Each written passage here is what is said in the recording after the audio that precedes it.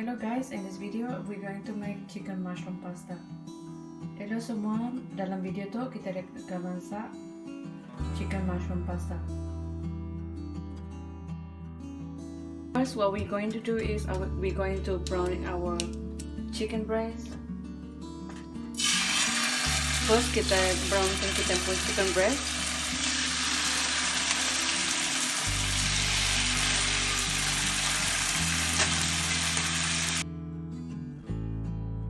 Tambah garam dengan black pepper, lada hitam.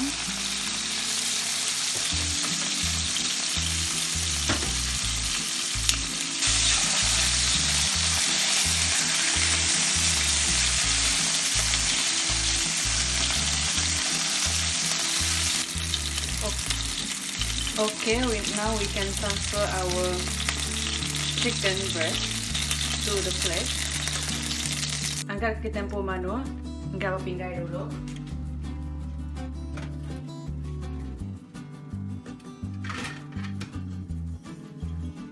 Next, we're going to add in our mushroom. You can cut your mushroom this way, or you can just chop it, dice it thinly. Banyak ketabak kita pu mushroom bulat, dito aku nak bulat goreng putih.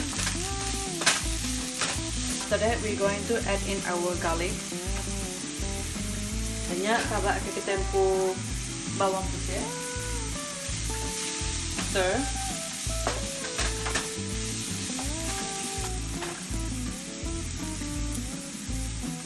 Once you can smell the aroma from the garlic, we can add in our chicken back to the pan.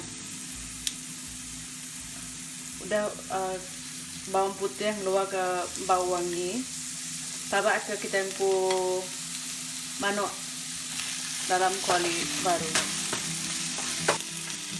Now this is optional.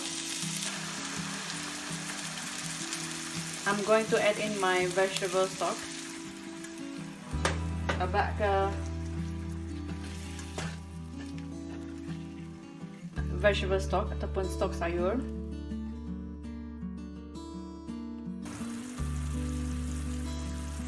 Let the chicken simmer until it's cooked.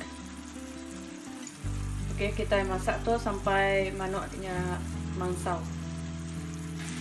Okay, now the chicken is cooked properly. I'm going to add in my cream, heavy cream. Manok dah mansau. So aku nak buat cream. Heavy cream.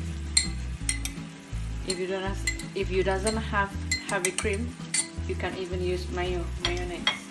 Then ada cream, heavy cream berumah, boleh guna mayo. Add in pepper and salt again.